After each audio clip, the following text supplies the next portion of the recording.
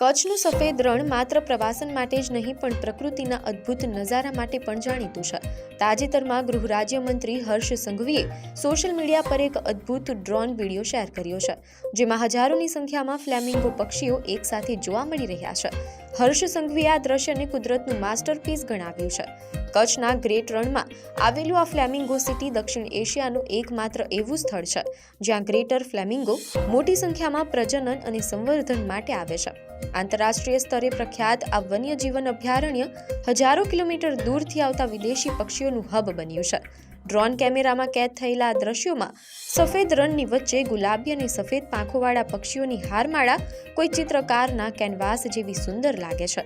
કુદરતની આ અનોખી હાર્મની સોશિયલ મીડિયા પર લોકોના દિલ જીતી રહી છે.